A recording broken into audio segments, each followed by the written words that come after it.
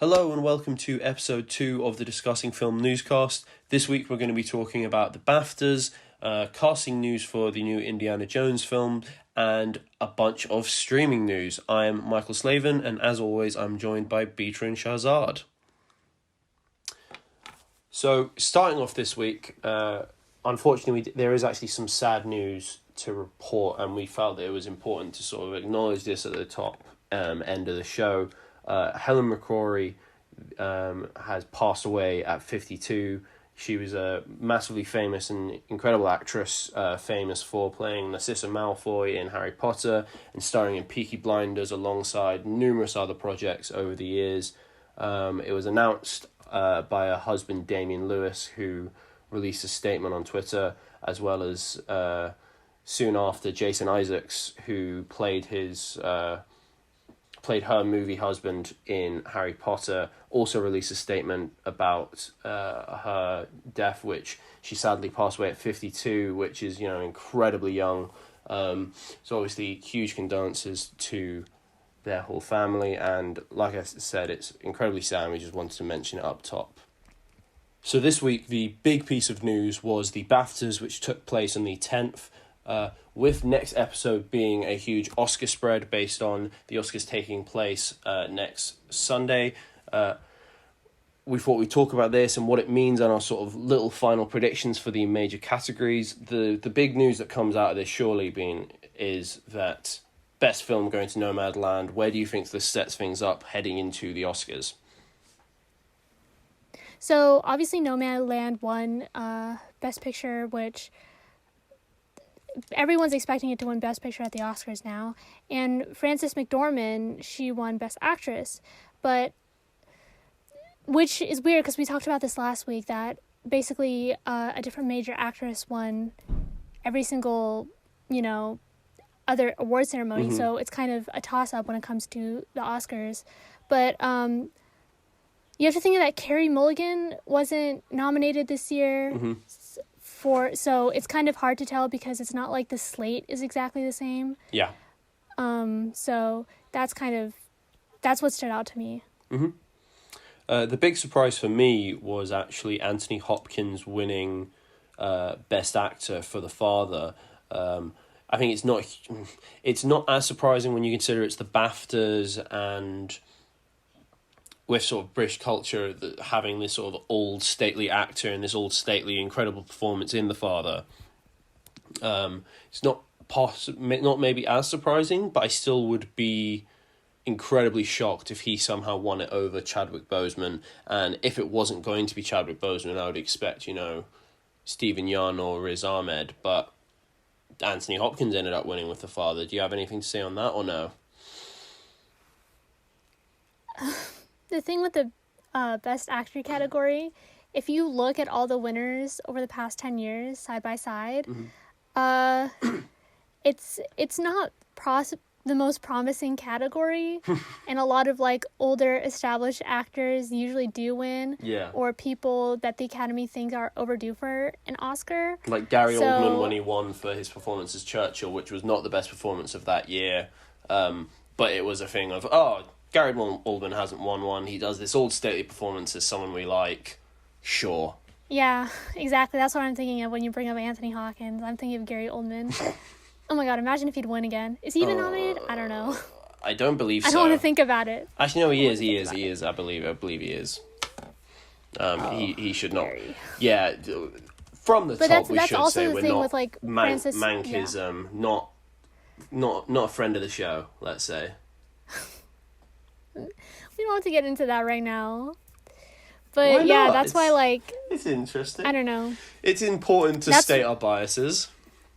So many of my friends think that Frances McDormand's gonna win the Oscar, and then there's a small part of me that's she just won though. She won for 3 billboards. So even as much as she deserves it, she just won. And I feel the Oscars very much keeps that in mind more than they'd like to say that they don't, because it's not very often the best performance is whoever they think deserves it for whatever reason.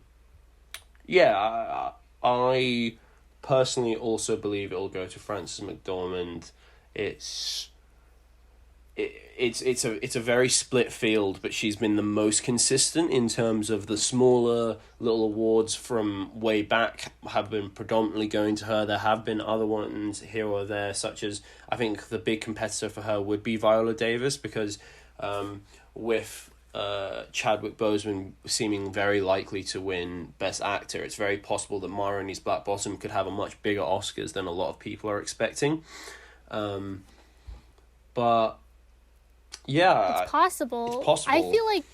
I feel like Carey Mulligan could take it. Like, I legitimately think that people will see the performance in Promising Young Woman, and they probably don't want to give it like best. Like, it has a good chance at screenplay, and then maybe because it can't really it's not really a big competitor against for picture or directing or any of those, they're probably might give it to actress, honestly. Very possibly. That's how I feel. Yeah, definitely. And I think it's definitely, that's the category that I'd say I'm most, like, unsure about. Or most of the others, it's between one or two. That one could very conceivably go to at least 3 actresses minimum. So obviously, yeah, it's really exciting for next week, and we'll be able to say in the next episode whether we were right or not. I'm going to call Frances McDormand for that and Chadwick Boseman for Best Actor, but obviously we will see. Would you agree with those predictions? Or are you gonna say Carey Mulligan to be different for the content? I'm gonna say Carey. I just have a vibe. For the my content. Vibe might be from my wrong. Okay, here's the thing. Promising Young Woman. If it's gonna win any award, the award I would be happy with would be Carey Mulligan, because she was the best part of that movie. So it's just, I just feel like it would be right for her to win. Yeah. I feel like it makes sense. We'll also talk next episode. There is going to be a ballot at Discussing Film, and not only will we be comparing each other's, if our awards editor Diego does not get every single category right, that we will be calling him out on the show. I'm saying it now. That's something that we have to do. So I think we should go over that next episode. But for now, the last thing I kind of wanted to say about the BAFTAs was. So the last thing I wanted to sort of say about the BAFTAs would be Another Round, which actually won Best Film Not in the English Language, which doesn't seem like the biggest thing. It's almost locked on at the Oscars for Best Foreign Film when you compare the fact that Minari was actually under Best Film Not in the English Language, the fact that Another Round won over that, it's an incredibly culturally specific film to Denmark, but British culture, if any, is the one that I'd say aligns to it the most, with the discussion of drinking and that aspect of the film. With this coming out on Wednesday, we can actually say this will be tiny exclusive for the podcast. There will be an interview coming out with the director Thomas Vinterberg, which will touch on a lot of different things about the film, but one of them that was absolutely discussed was, did you happen to catch his speech after Another Round won Best Film Not in the English Language? No, but I heard that he mentioned his daughter. Yeah, he brought up, as he has a lot through the award season, he did bring up his daughter and how every win that they sort of get during the award season is all for her and the film is for her. And I just thought that was a really sweet moment, because a lot of these speeches I always find are like, and I'd like to thank this person and this person and this person, and I couldn't do it without you, and it's just like you're a tick box of, here are the things I have to talk about. I have to mention this producer, I have to mention this producer. So I thought it was an incredibly genuine and like quite beautiful speech, and I just really enjoyed that. And that's why I really want Another Round to do as well as possible at the Oscars, because Thomas Vinterberg just comes across as such a lovely person, and having interviewed him, he was incredible interview. I found possibly my favourite at Discussing Film. So yeah, I just want Another Round to win as much as possible, because he's just a lovely man. He's really nice. That's my hard-hitting journalism right there. Person is nice, want him to win things. So moving on to the next piece of news, with the discussion of Another Round. So Another Round star Mads Mikkelsen was actually announced to be signed on for the next Indiana Jones film, which is set to be directed by James Mangold and featuring the return of Harrison Ford as the titular character. As well as that, it was also announced that John Williams would be returning to compose the score, and Phoebe Waller-Bridge was going to be joining the cast. So, obviously, everyone had an incredibly normal and calm reaction to being a woman being cast in this film, didn't they? It was just completely, sane, rational reactions. Some people may have thought that since, Lucasfilm also does Star Wars, and the Star Wars fan base is so rational and thought-provoking, you would think that maybe people would, throw a hissy fit that a woman was cast. But they did, mostly because Phoebe Waller-Bridge is not a damsel-type character. She's not She's not like a traditional indie woman. She's very, quick-witted. She's smart. She's funny. Yeah. She's, a very independent woman. And the fact that she was cast in an Indiana Jones movie, many people had a completely normal and sane reaction. Let me just say that. Geeks and gamers and all that lot just lost their mind and went, SJW. The thing is, it's not even like it was, she is being cast in the lead role. It's not Indiana Jones is taking a back seat because Phoebe Waller-Bridge is coming in. It was literally just casting they know that women exist in the real world, right? They aren't like a political creation by Kathleen Kennedy to try and push toy sales. It's literally this was so baffling to me, because whilst I hate it, I completely understand and can predict, oh yeah, people are going to have these weird reactions to Captain Marvel because it's a strong woman and she's stronger than a lot of these male characters, so they're going to have this weird reaction to it. The Phoebe Waller-Bridge thing, the thing that baffled me so much, is that it was literally just casting a woman in the film. They don't know anything about the role. Just the fact that she was cast in the film just made them lose their mind.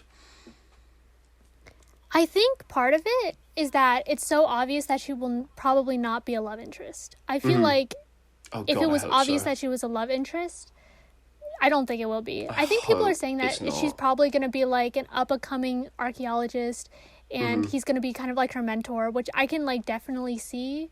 Shia LaBeouf Mark II. Let's try it again. Well, it wasn't the dynamic that was wrong. We just need to try it again. I mean that's the best we can hope out of a movie like this, because Indiana Jones is too old to be cracking his whip like that, if you know what I mean. No, I don't think I do. One thing I will say is I think this is just shaping up to be a really interesting movie, because Mads Mikkelsen, incredible. Phoebe Waller-Bridge, brilliant actress. Fleabag is possibly one of the greatest TV shows of all time, I would argue. And then getting John Williams back, the man don't miss. The man does not miss. And then James Mangold on top of that is a great director. Not that I'm at all biased. Check out the interview of him. He's a lovely guy. Do you know? Oh my god, he takes every opportunity to flex. Yeah. No, I take every opportunity to plug. Get it right. It's all for the views, Bean. It's all for the views. Even if it only gets me a few more, you gotta pump those numbers up.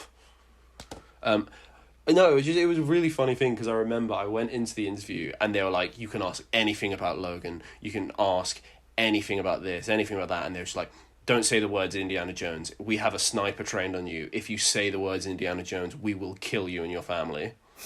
That was the only thing that I was told I wasn't allowed to ask about, and it wasn't like, oh, you can't ask about the casting, or I literally wasn't allowed to even acknowledge that he was directing it, and that was just quite funny, I found. So it's nice that we're finally getting details about it, because he's been attached to the project for a really long time, I believe, has he not?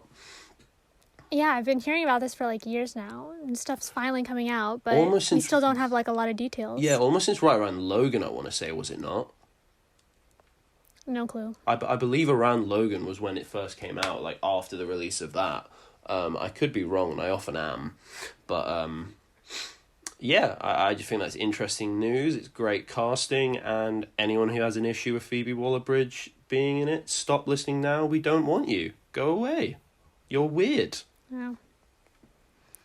Speaking of beautiful women being cast in things, Lucy Liu, right after last episode when we talked about Black Adam casting and we talked about Helen Mirren getting cast, Lucy Liu has also been cast. Amazing. And she's cast as another villain in Shazam 2, Fury of the Gods. And she's going to be Helen Mirren's sister. Mm-hmm. So, also no comic book counterpart, but they're both the daughters of the Greek god Atlas. Mm-hmm. So, we don't know much.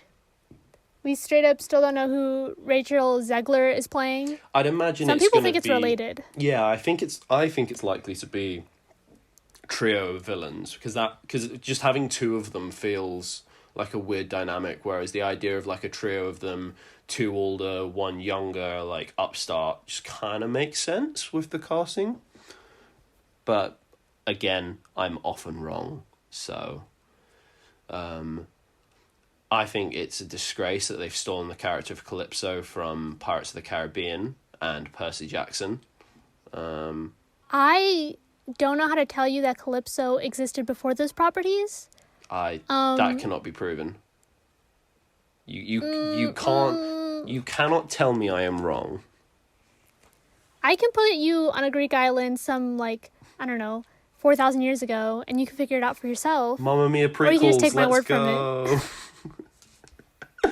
Yeah, jokes aside, Lucy Liu being cast is so cool, and we've spoken about some of the issues last episode, so make sure to check that out in terms of some of the issues that we have with the Black Adam casting. But when you look at it sort of independently, a lot of the names being attached to it are huge. So it is really interesting how they're going to stack them all up and make sure that they get their contractually obliged time on screen. You know, it's going to be tough, I imagine. You should Black Adam. How many times did we say Black Adam? This is for Shazam 2. So while we've been recording, we realized that some of us may have said, I'm pretty sure I said Shazam. Can't tell you about this guy. He said Black Adam. But this casting news about Lucy Liu is for Shazam. It is not about Black Adam. Moving on from Shazam 2, not Black Adam. HBO and Warner Brothers, they're kind of trying to get their stuff together with this streaming, because it's pretty big news that for 2021 they said that all their releases are gonna, or most of their releases are gonna come out concurrently in theaters and on HBO Max at the same time. So if you have an HBO Max subscription, there's basically no reason to go to the movies. Now, people freaked out because they're like, oh, this is going to be the death of cinema, all that stuff. And they're not wrong. But now... It's absolutely correct, yeah. I feel like they're... whatever. But now HBO Max is saying in 2022, they actually will just put things on theaters first, and then it will come out to HBO Max. So there's no concurrent streaming anymore. It'll be a return to normalcy. And also... when the first deal was announced, basically that it was all going concurrently 2021, Dune, they were not happy about that decision. And the other production company behind it, that's not Warner Brothers, Legendary, and Denis Villeneuve, he basically, which is the director, they basically said, no, we really want this to come out in theaters. We do not want it to come out on streaming. And they're vying very hard for that. They also were not consulted on the decision, and in a open letter penned to Variety, he actually said that he found out the same time as anyone else. He wasn't given any advance warning. To my understanding, neither were Legendary, because I remember seeing a letter I believe they released as well, just basically saying that they didn't check with them before announcing this, which is just...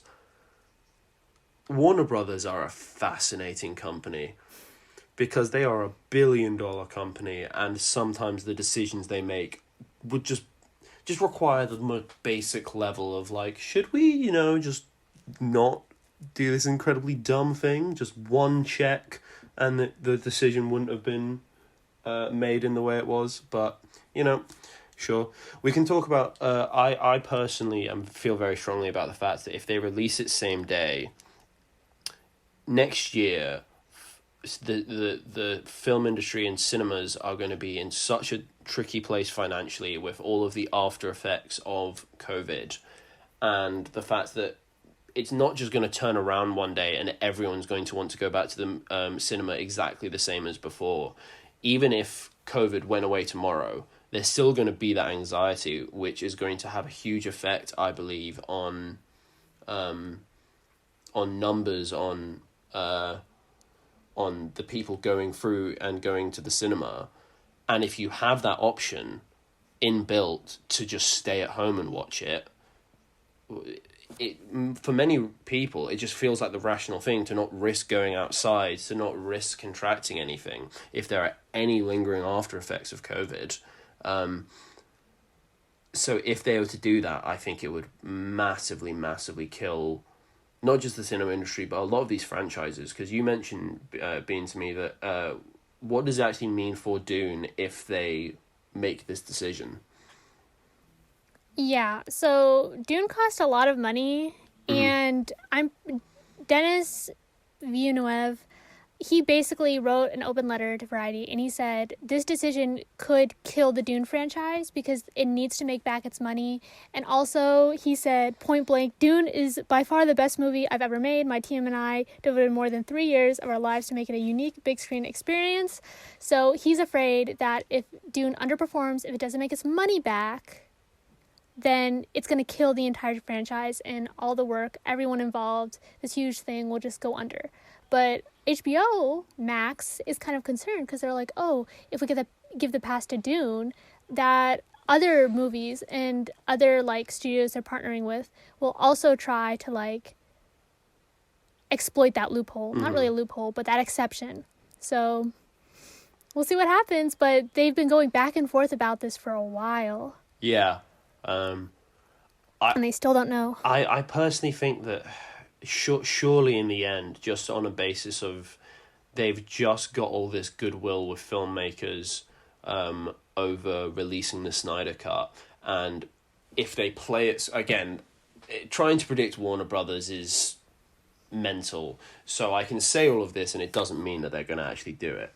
But if you're thinking about it logically, to me, you've just got all this goodwill with filmmakers of we're the place that you come to if you want to maintain your artistic integrity, if you want your vision of the film to come out, then come to Warner Brothers. And to then, in the next few months, go take one of the biggest directors around and take this huge franchise and dump it in a way that he's vocally and publicly gone against. That just feels like they lose all the goodwill with trying to get directors on board with their company that they've just won over. Well, you have to remember, he's not the only one who's angry about this. Oh, yeah. Christopher Nolan was very vocally against this. And he, like, refused to put Tenet on streaming. Like, he released that movie in the middle of a pandemic. He said, I don't care how much money it doesn't make. It's going to be in theaters.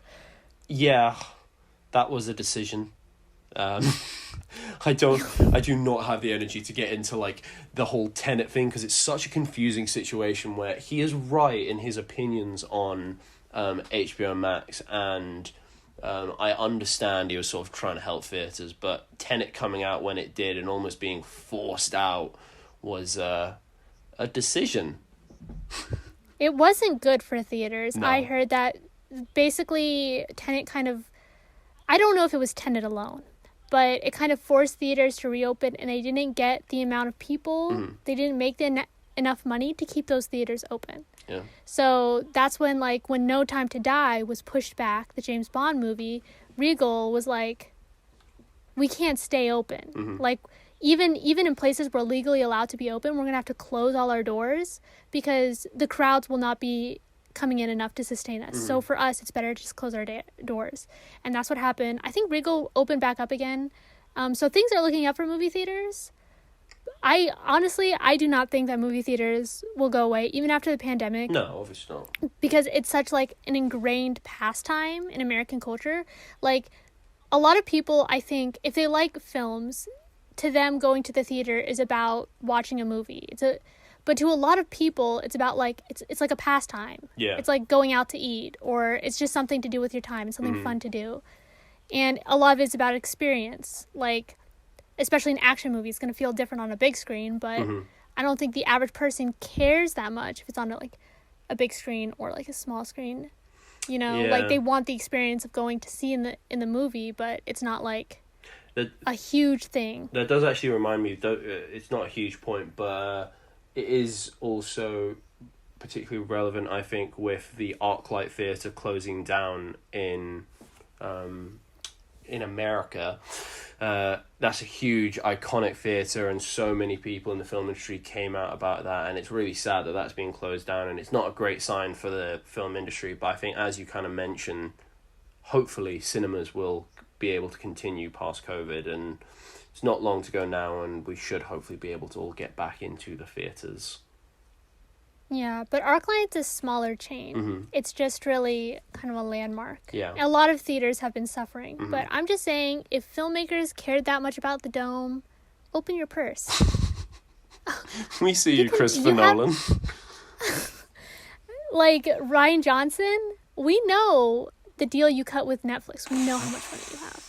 200. Open your purse. I don't think we made enough of a point last episode of the fact that he's making 200 million. I thought it was 100 million. 100 million each. No, I thought it was 200 million each. Again, though, I'm often wrong, so let's assume it's 100 and that Bean is right. It doesn't matter because it's a lot of money. How many ArcLights could you buy with $100 million? Speaking of Netflix and the amount of money that they spend on putting films onto their platform, Netflix and Sony have signed a licensing deal, which means that all their films from 2022 onwards are released exclusively on Netflix following their theatrical run. This is one of the pieces of news that we were talking about that's like, it's not the, SEO heavy BAFTAs, Mads Mikkelsen, it's not the thing that's going to make all the headlines. But this is a huge piece of news for the makeup of the film industry, and it's a huge deal, do you not think? Sony does have its own streaming service. It's Crackle, but it's free to use, and there's not much on it. So the fact that they're going to Netflix and making a deal with Netflix means that we won't see this further fractioning of streaming services. Because when streaming services first came about, it was basically only Netflix and then a little bit of Hulu. And Hulu was special because basically all the major studios all had a coin in. They all had equal shares in it. Except now that Disney bought Fox, Disney has the majority of shares. Or I guess it's technically a plurality. I don't know. But since they have the most shares, they get to control the content a little bit more. And Sony, I think people were looking at Sony to be like, are you going to do anything with Crackle? Are you going to make a Crackle Plus? But no, they're going to just put the movies on Netflix, which I think is good for the consumer. Mm-hmm. Because many people already pay for Netflix. Yeah. And Netflix just continues to be sort of the location for, I'd say that of the streaming services, it's probably one of the most respected amongst filmmakers, because if you look at, for example, The Irishman last year, Trial of Chicago 7 this year, whatever you think about those films, those are huge films done by very prominent filmmakers. And I think this deal is just a continuation of Netflix being seen as, okay, if we're going to put it somewhere in the streaming service, that's where we're going to put it, for studios that don't have their own, such as Disney or HBO Max. Moving on from Sony and onto a Sony adjacent piece of news, Alfred Molina went wild this week. Like, the man saw Kevin Feige's NDA and just did not care and just came out and confirmed, yeah, I'm in Spider-Man 2. They're going to de-age me. I'm going to be the same character from the Sam Raimi films. And you mean he's going to be in Spider-Man 3? Spider-Man 3.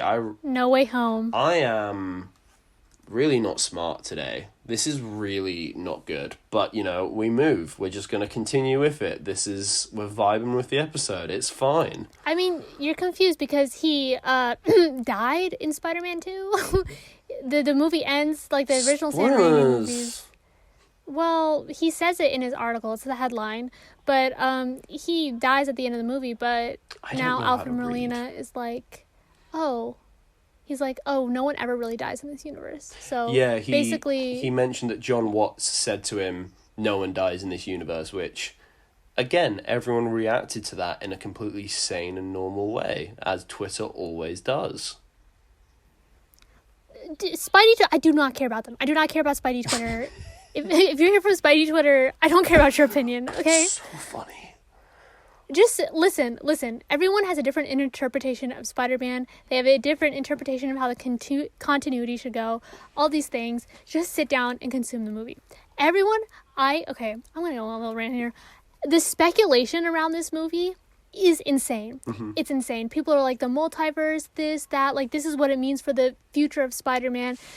They think that, like, Daredevil's gonna be in it, all these things, and no matter how close that is to the truth, they think that, like, Tobey Maguire is gonna be in it, they think that Andrew Garfield's gonna be in it, and no matter how much credence those rumors hold, they are still rumors. You cannot count on anything from Marvel and never have faith in them. Never have faith. Just know that you're going to sit down in the theater chair for that movie. You're going to watch the movie. You're probably going to have a good time. Go in with no expectations. Go in with nothing.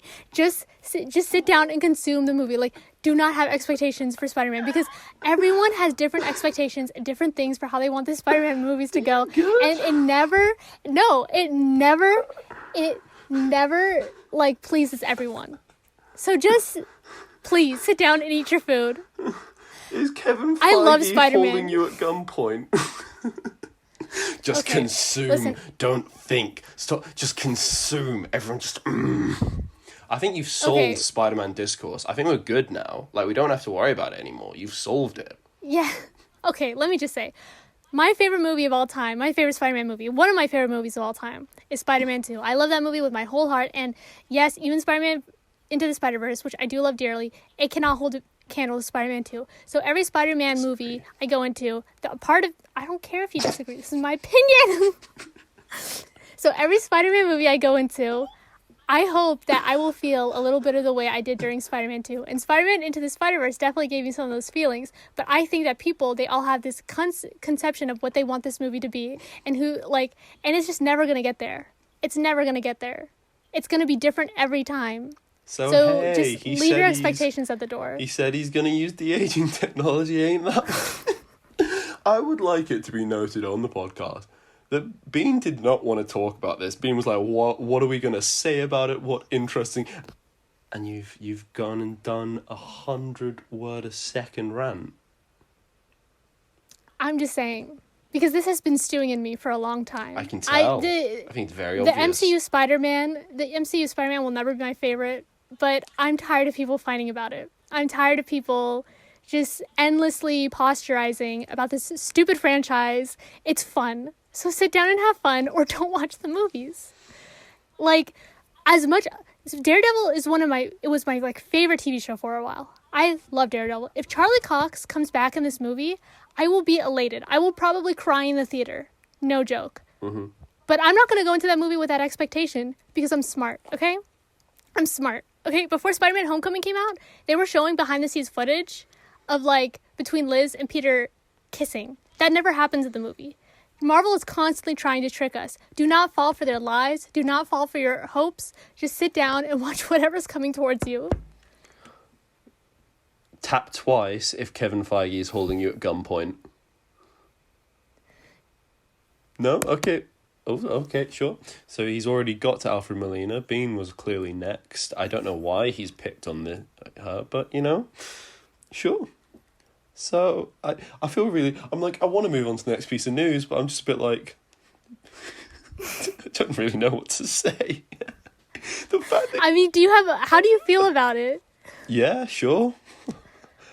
I just wanted to talk... I was just like, yeah, it's cool that they're confirming that the Sam Raimi stuff's canon. It's just what I But it's not. It is not a confirmation that it's canon. I mean, he says it is. It's not. No, just because he's the Spider-Man from a different universe doesn't mean that the multiverse is finally making its way. I didn't say anything about the multiverse. I'm just saying that he confirmed that the character that he is playing in this film picks up from the end of Spider-Man 2 and that he is playing that character, which to me is interesting because I'm just like, it's like, look at WandaVision. And the fact that it could have been so easy for them to just be like, yeah, multiverse stuff. She grabbed Quicksilver from another dimension and brain controlled him, sure. Instead, they went down the route of Ralph Boner. That was the approach they had to the Fox X-Men universe and any ideas that could possibly ever be alive. So it's just kind of interesting to me that rather than taking this and doing, as was hinted with Jamie Foxx, and when he spoke about Electro and almost hinting that this was going to be a different Electro, it wasn't going to be the Amazing Spider-Man one, he wasn't going to be blue, blah, blah, blah. I just find it interesting that they're taking such a diversion from what seemed to be the Marvel lineup to this point. But yeah, I'm going to say I agree with everything you said, because I feel quite threatened if I disagree with you right now. I was quite afraid. I'm just saying, listen, I'm just saying, you can find it interesting, but you can't extrapolate any conclusions based on the canon, based on the fact that it's canon. Just making up words there's now. no conclusion. You've said so many words, you're having to make up new ones to be able to say anything new. I do this all the time when I'm writing. It's terrible, but yes, that's... So hey, Gabriel... Don't trust them. Gabriel Luna's in The Last of Us. So Gabriel... compose myself. So Gabriel Luna is confirmed to be in The Last of Us playing Tommy. This is the brother of the lead Joel, so he's going to be Pedro Pascal's brother in this. And I love it, because when Pedro Pascal was brought in for Tommy, it was like, are they just going to have Pedro Pascal and then have Tommy be some white dude? Or are they going to make it canon that Tommy and Joel are Latino in this film? And the fact that they've gone and done that is just such a little detail to me, but I really love it. And Gabriel Luna is a great actor, and he has a pre-existing relationship with Pedro Pascal. They're very friendly. So I'm really excited to see this, and it's great casting. And Gabriel Luna is a friend of Discussing Film. He was, I want to say, the second major interview I ever did, from way back when we were not a large publication whatsoever. So it's just really cool to see. Obviously, he went on and starred as Ghost Rider in Agents of S.H.I.E.L.D., and now he's going to be Tommy in The Last of Us, who's a very cool character. Do you have any thoughts on this, Bean, or do we just cut this out and move on? No thoughts, head empty. Let's go. No thoughts, head empty. Let's go. So, leading on from what will possibly be one of the largest TV series in The Last of Us, we have Amazon's Lord of the Rings series, which is literally going to be, in some ways, the largest TV series of all time, because it is going to cost $465 million for one season. And the wildest thing to me is that it is predominantly unknown actors in the role. Like, when you look at the budget of, like, Endgame, part of that is because they had to pay, like, $20 million to Robert Downey Jr., $10 million to Chris Evans, $5 million here. How are they spending $465 million? What? I don't, where does the money go? Because I feel like these were the kind of flexes Game of Thrones was making. Mm-hmm. They were like, oh, the Battle of the Bastards was $10 million just for that battle. Yeah. But, does it mean it's going to be good, though? It's probably all going to, special effects and, world building and stuff like that. But, where's the, mm-hmm. I don't know. But just putting a huge price tag on something doesn't necessarily mean it's going to be good. But it does mean that they care. If it's not good, I don't know what I'm going to do with myself. I cry? I mean, I cry anyway. I'm going to cry if it's good, I'm going to cry if it's bad. It's just two different types of crying. Let's get that straight. But I think that it is very much, as you mentioned, Game of Thrones. It's a very pertinent comparison, because I do not think it is by any means a coincidence that this all came about very soon after Game of Thrones was sort of set to be finishing, and they were it was right around the time of the final season. I believe that, from my perspective, Amazon sort of sees that there's a gap in the market, because since Game of Thrones, there have been series such as WandaVision, I'd say, that have captured the collective zeitgeist in a certain way, but none of them have done it in the same way that Game of Thrones has. And so every TV series moving forward is trying to do that, where each week is an event. That's all anyone talks about. A way to start a general conversation with a random person is, hey, have you seen the newest Game of Thrones? I think sinking this much money into Lord of the Rings and knowing they've got that pre-existing audience, that's what I think Amazon's aiming for. I mean, yeah, I was gonna say, because like in a perfect world, or in a world where I'm a happy person, Can't relate. we would be seeing fantasy epics, like a lot of new fantasy epics, but we've seen like the Lord of the, like this is stuff we're already familiar with. Yeah. And they're trying to cash out. Yeah, definitely. I don't disagree with you.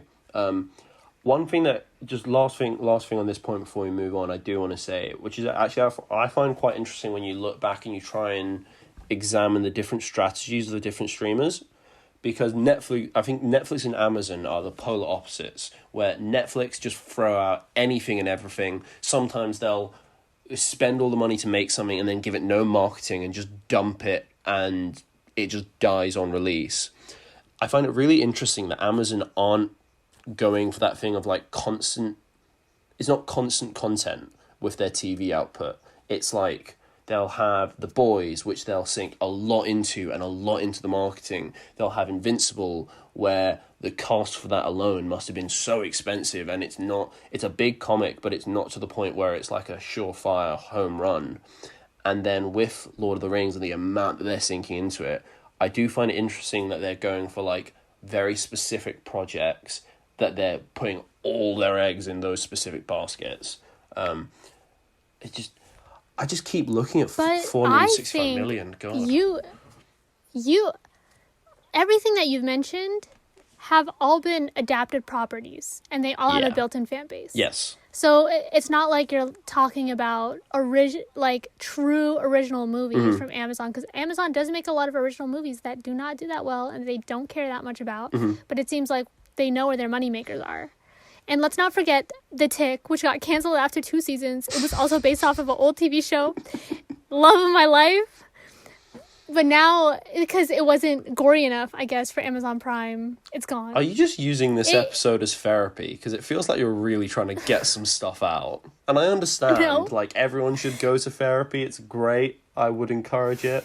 Is that what you're using this episode for? Because you seem in pain. No, you seem I'm in just pain, saying, Bean. You seem in pain. I'm in a little bit of pain, because I feel like a lot of the superhero shows coming out, they're like, especially on Amazon Prime, are gonna go gritty, and I'm afraid that Lord of the Rings is gonna go like exceptionally gritty too, to kind of match the grittiness of Game of Thrones, because that's the way that things are swinging right now. But there is so much good content that's like cute, not necessarily cute, but like it doesn't necessarily swing that far, and it's still entertaining. Like Invincible. Netflix just let The Dark Crystal: Age of Resistance die. And that's definitely a grittier film. Not film, it's a TV show. But like, it's just sad. It's like they're definitely like catering to a very specific like type of feel. And the things that do get a lot of marketing are things that they know have a built-in fan base, and they know a lot of people already are into. And otherwise, they'll just, like, throw something, and then if it doesn't stick, they'll just, like, instantly let it go. It's very sad. Kristen Wiig and Annie Mumolo are developing a movie about Cinderella's evil stepsisters for Disney. I think this is interesting news, because Wigg and Mumolo recently came out with a movie called Barb and Star Go to Vista Del Mar. And before that, they were well known for Bridesmaids, which I feel like a lot of people discount, but it is actually quite a very good, funny film with it's like a female-centric comedy that actually kind of like has a little bit of substance to it while still being a fun time. So I think it is so smart for Disney to put these two ladies onto an evil stepsister movie, because the evil stepsisters kind of do have, their names are Anastasia and Drizella, and they do have kind of a presence in kind of like the Disney mythos. Like they got a lot more screen time. Anastasia especially got a lot more screen time in the Cinderella sequels. And also they do have a presence in the park. Like people do like these characters, and I feel like it would just be so fun to see a movie about these two girls that are kind of catty and kind of entitled, but Anastasia, there's like this part of her that you know, she doesn't only, like, she gets picked on a lot, and she really genuinely, even though she's, like, probably not the prettiest person, she definitely wants to find love, you know? So I think that there is, like, a certain tone that people would really enjoy a movie with these two characters. Like, I feel like, while it's not the obvious choice, like, it just makes so much sense if you know, like, enough about the characters, enough about Wigg and Mumolo. Yes. Mumolo. So, yeah. Yes. That's how I feel. I feel like this is a very smart decision because Disney has been picking really creative teams for movies you wouldn't expect them to do. Because, like, when Disney first started making and gets its live action remakes, it was like Jon Favreau for every movie. Mm-hmm. It was like Jon Favreau's Hunger Book, Jon Favreau's Lion King, but Lion King sequel is Barry Jenkins. So things are, I think they're seeing the value in these more live action movies with beloved characters, but they also understand that they have to hit a certain tone. Like, they can't all feel the same. They can't just peddle rubbish such as Beauty and the Beast was awful, Lion King 1 was just heartless, and Mulan was boring. So I think they are going for, whether you like it or not, they're going for a much more interesting direction with this film and Barry Jenkins' Lion King 2. Yeah, so they're picking characters that aren't the most popular but still have kind of a cult following, and there's a lot to work with, and they just pick smart people to do it. I'm kind of obsessed. I think this is such a brilliant idea. So going from one extreme to the other, Fast and the Furious. The trailer for the newest film came out. They're going to space, Bean. They are the first film started off where they were stealing DVD players and drag racing, and now Vin Diesel's bald head is going to space. What do you think? I've never seen a Fast and Furious movie, but I hear that they are very fun. And if you just I support commit whoever to wants them, to see this movie. If you just commit to them and, like, don't think about it, they're so much fun because they are the most self-aware films that I think I've ever seen, in that they know that you're not going in expecting anything more than what you're going to get. And I really enjoyed that part of it. I don't think they're good films, but there's something so pure about the way it's just like, yeah, it's gonna be dumb. It's not gonna make sense. They're gonna go to space. You're gonna pay me. It's fine. We're gonna make $1 billion. And in a slightly more serious way, I maintain that I think this film is going to be very big for the cinema industry, because what's going to get people back through the door isn't going to be niche films. It's not going to be the stuff that we're arguing about over the Oscars. It's going to be stuff like Fast and Furious. It's going to be Marvel films. That's going to be... You need to appeal to the most common denominator when you're wanting to revitalise these cinemas. And I think this Fast and the Furious film is going to play a large part in that, because you got bald people and you got cars and you're going to space. What more do you want? I mean, to put it more eloquently, it's a big on-screen experience. Like, you'll have fun watching it with other people. You'll have, like, fun ordering your popcorn. It's a very, like, popcorn movie. Oh, yeah. And then also, like, people love seeing action movies in theaters because, like, the stunts are cool, so... And also, it's just a thing of, right now, more so than ever, I think people just will want a cinema experience where you can just go with your friends and family and just switch off for a few hours and just kind of relax. And you don't need to really pay attention that much. Even if you do pay attention, you'll not know what's going on at certain points, and that's fine. And like I said, I think there's something that's actually quite, like, pure about that, about the fact that it's completely self-aware in the fact that you don't really need to care. And you don't really need to pay full attention. You just need to switch off and enjoy all the cool things that are going to happen. Yeah, so I think that's everything I have to say about Fast and Furious. There is this piece of news, which it's being put in this podcast for the most specific reason ever. So I'm going to hand it over to Bean, who's already been manic this episode. So I can only imagine how this is going to go. Okay. Over to you. Ryan Reynolds and John Krasinski are set to star in an untitled film that will release on November 17th, 2023. Krasinski will also direct it. It is expected to follow a man who can see and talk to other people's imaginary friends, and he must stop the ones that are forgotten and turn evil. You see, when I first saw this piece of news, the first thing that came to my attention was that Ryan Reynolds and John Krasinski together sound like the most boring pair imaginable.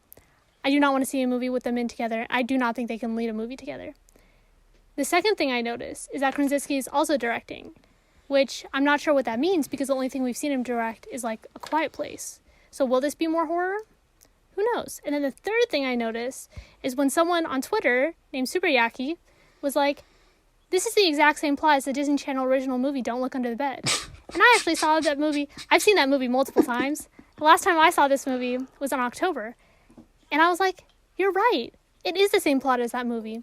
And most people discount Disney Channel original films, Disney Channel original movies as being kind of like bad. And I won't say they're not bad.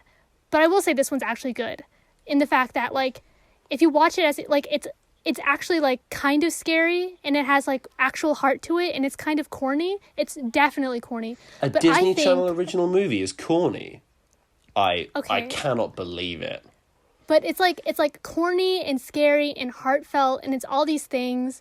And I really like, I don't care how old you are. You should go see this movie. It's very good. What's it called again? In my opinion, Don't Look Under the Bed. I see. I think it's cute. Like, it's a cute coming-of-age movie. This obviously will not be a coming-of-age movie, but I can't imagine that they hit the nail on the head as well as that movie did, because that movie's actually for kids, and this one is probably going to be boring. I wondered And how long I it would feel take like- before we brought up Disney Channel original movies. It was only a matter of time. Listen. This movie is going to be so... I feel like it's... I just feel like it's going to be boring. I feel like there's not going to be enough style to it to warrant this kind of high concept idea. When this wins, And Disney was crazy. When this wins Best Picture at the 2024 Oscars, I will take this clip and I will shame you for weeks. And I want you to know that now. Listen, this could be the best movie ever made. I could cry in the theater. I will still think Don't Look Under the Bed is a better movie. Period. Well, I No. think, like, the image of you crying in the cinema and thinking about a Disney Channel original movie is as good a place as any to end, I think. Personally. Like, what more is there to say? Bean has terrified us all. She's got across the Disney Channel original movie agenda. That's all we were looking for today. I mean, do you have any opinions? We should go watch it together. I just got him to watch Zombies. We should watch this one next. I will be busy. Whatever. Anyways. End it, Michael. I want to keep that in. I want to keep in Bean going, end it, Michael, end it. So, thank you for listening to episode 2 of the Discussing Film Newscast. We'll be back in 2 weeks' time for an Oscar special where we will cover all things from this year's Academy Awards, where we will be covering whether or not Another Round won, whether or not a Minari won Best Picture, and we will cover nothing else. Those are the only 2 topics that we will be covering on the next episode. So you heard that here first. Make sure to go and follow at Discussing Film on Twitter and Instagram. Follow Be a Bean on Twitter if you want more rants about DC Channel original movies. Obviously, DF Newscast is the official podcast Twitter. And if you want to follow me, I'm at MichaelSlaven98. I wouldn't recommend it, but you know, if you want to, I wouldn't complain. So that's been episode 2, and we hope to see you next time.